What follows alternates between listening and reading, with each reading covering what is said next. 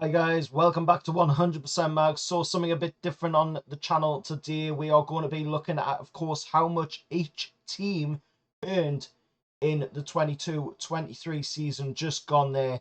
And of course, with the curtain falling once again on the Premier League season and more than 2.5 billion in prize money and broadcast revenue to be split between the 20 clubs, with Man City, of course, banking more than 160 million for achieving the first part of what is a potential treble for them. And even bottom placed team Southampton banking clear of 100 million despite their dismal efforts this season.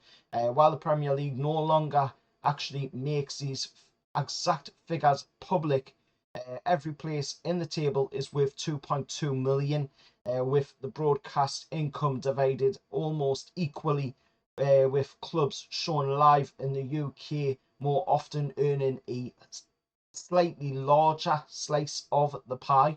All 20 clubs, of course, receive an equal base payment from TV rights, which was worth about 84 million last season and will have grown, of course, even higher this time around with the increase, of course, of the TV revenue, uh, and with clubs then, of course, banking additional amounts depending on how often they are selected for domestic TV as well.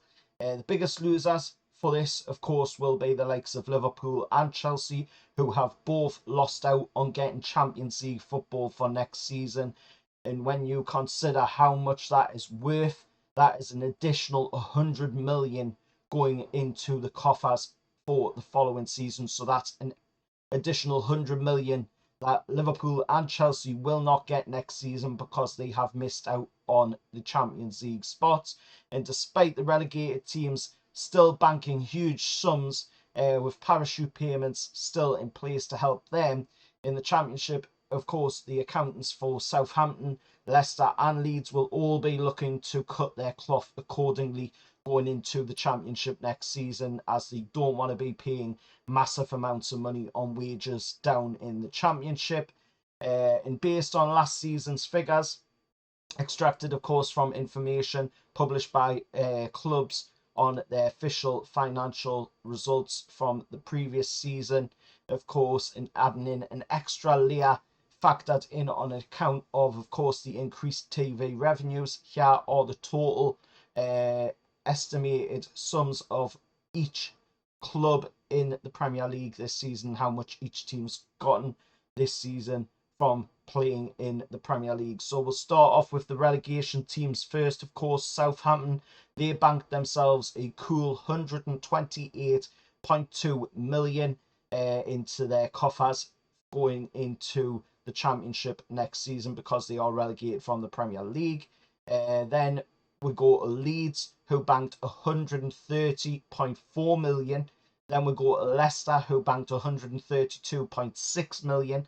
Then we go to Everton, who finished luckily outside of the relegation zone, and they'll be banking 134.8 million.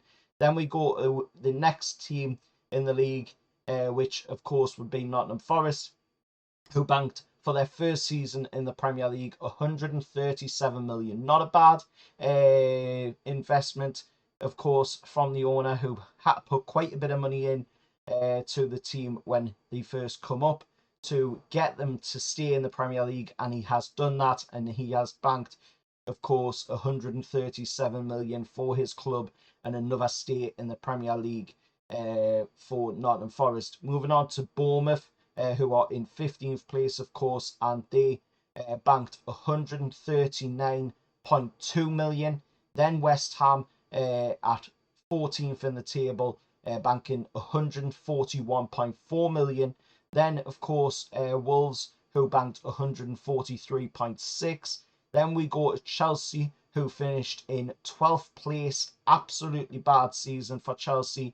So they only managed to bank 145.8 million into their coffers for next season after spending well over 600 million this season. So that is a massive loss of money there already for Todd Boehly and the consortium at Chelsea. So they're going to have to look to sell players. Of course, with that FFP problem that they're going to be looking at next season. So there's going to be a fire sale going on there for sure. Moving on from them, of course, to Crystal Palace, who finished in 11th place in the league. They banked 148 million this season for playing in the Premier League. Then Fulham, who are in 10th place, they banked 150.2 million for finishing 10th in the Premier League. Not bad for just coming up out of the Championship in their first season, of course, back in the Premier League. And then in 9th place, we've got Brentford, of course, banking in 152.4 million. Then we've got Tottenham, who finished outside of the European places this season, and they banked themselves 154.6 for finishing 8th in the Premier League. Then we've got, of course, the European spots, starting off with the Euro Conference League spot of Aston Villa, who banked themselves 156.8 million for this season. I'm sure that will go to good use in trying to boost up their squad for that Euro Conference League next season. And then we've got Brighton, who had an absolutely fantastic season under Roberto De Zerbi. And of course, they finished 6th in the league, banking 159 million.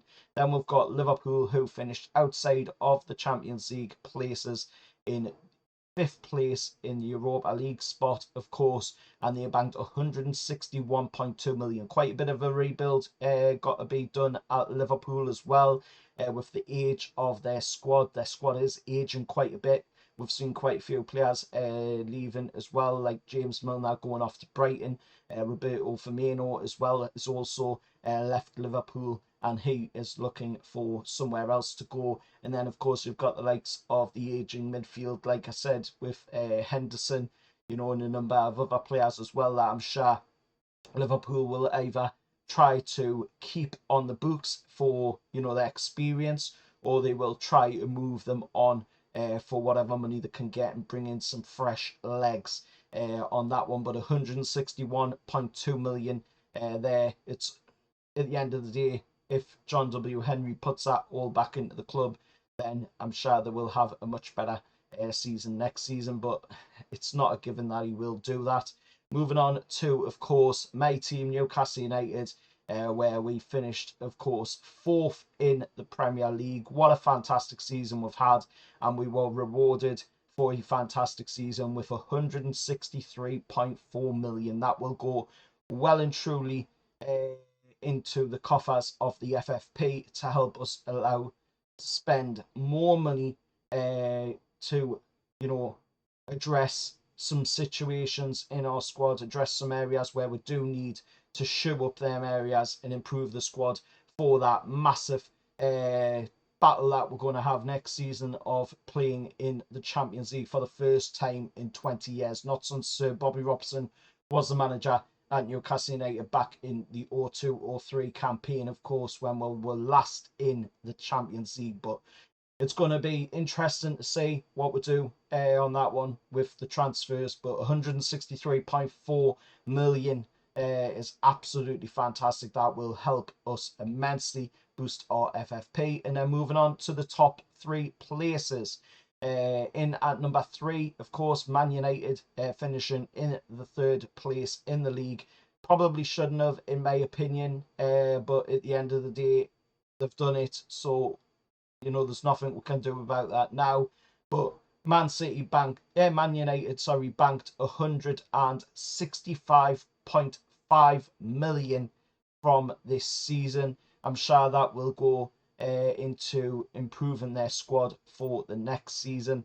And then at 2nd place in the league, finishing 2nd in the league, of course, losing out on the title after a fantastic season that they've had, Arsenal, with 167.8 million put into the coffers for next season, thanks to them finishing 2nd in the Premier League. And then, of course, Manchester City, who won the Premier League, and they got themselves a cool 170 million.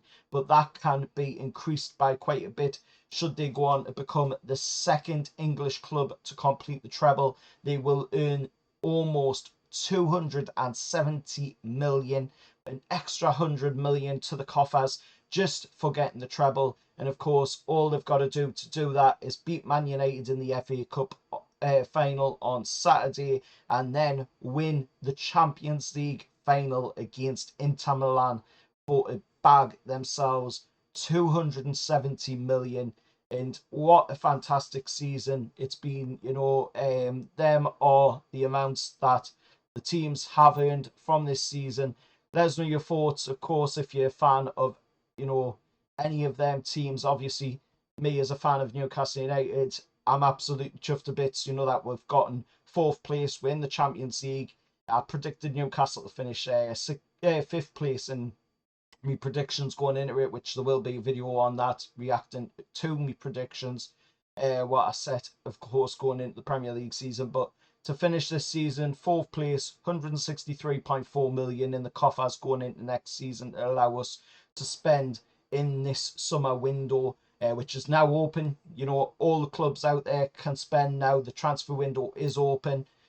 So anybody can go out there and buy players now. Brighton, I've already seen, have been out there buying some players. But the only problem with that I see is, if you buy your players too soon, then you could lose out on a better deal further down the line. That is a bit of a problem that I'm sure, Brighton could end up facing, going out there and buying players a bit too soon. But let us know your thoughts anyway down in the comments below about everything said in this video. Let us know your thoughts on how much your team earned. Do you think that is a really good amount, going into next season? And of course, commiserations to Southampton, Leeds and Leicester fans as well.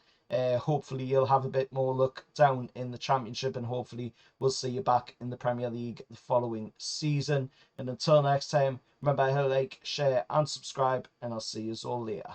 Well, lads.